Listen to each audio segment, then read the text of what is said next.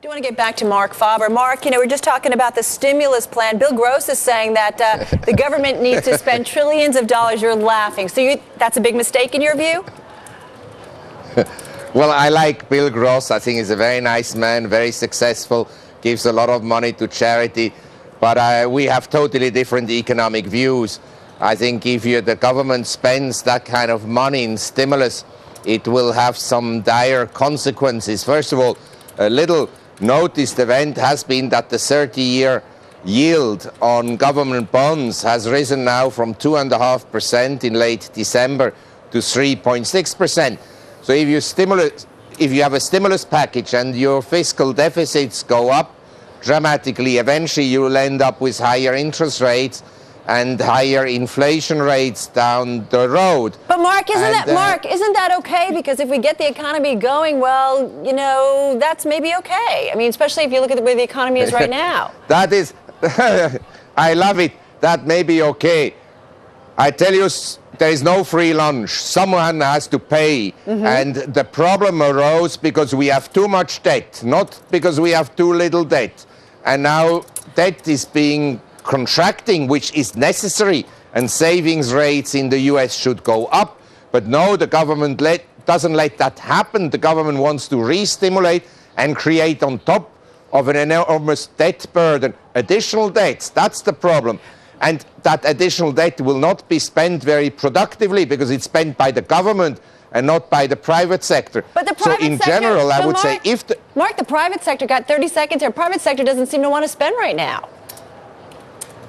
Well, the best the government could do is a massive tax cut. Then at least it goes into the private sector and people can decide what they want to do. So it's more of a market-based solution than what is now being proposed. But didn't Bush do a lot of tax cuts and it didn't seem to do much? I mean, look at where we are right now.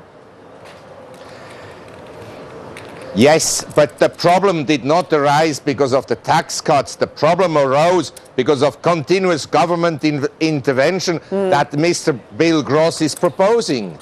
All right, Mark, we're going to come back and continue talking. And I also do want to get an idea of where you're investing at this point or where you think investors should. So we're talking with Mark Faber, everybody. 6:21 on this Friday. We're back in 2 minutes' time.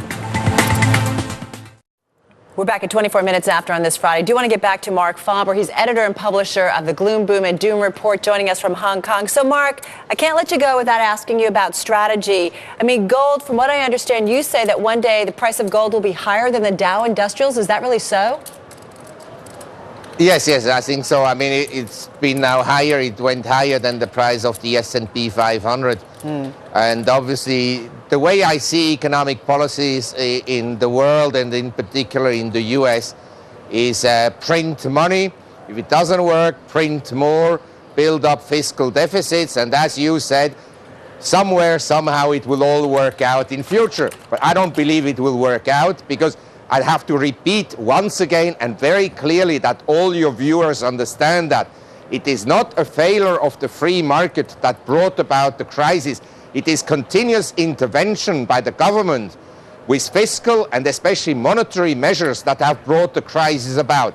And now the same people that brought the crisis about want to solve it with more intervention. And I will tell you, I've got people already, viewers emailing me saying you do have it right, so I'm going to send that out to you. But I got to get back to gold. So does gold go up to $8,000 an ounce, or does the Dow come down to 1,000? Which one is it?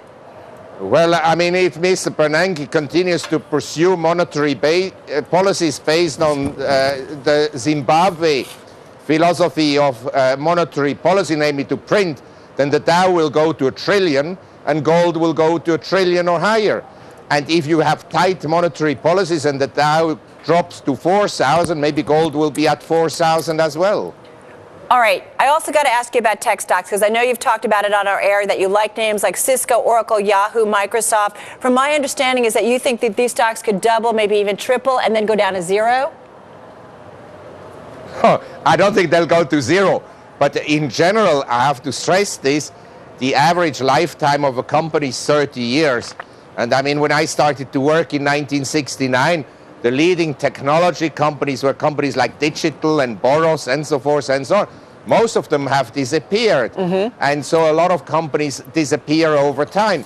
But I believe that I recently visited with Intel. I was invited at the seminar, and I like the CEO very much. He's a very bright guy, and the people that work there are very bright and motivated people. And I think that Intel stock will do better than long-term US government bonds. And I think a package of Oracle, Microsoft, Intel, and Cisco will outperform US government bonds by a wide margin over the next 5 to 10 years. All right. We're going to have to leave it on that note. Never have enough time with you, but always good to get time with you, Mark. Thank you so much and have a great weekend.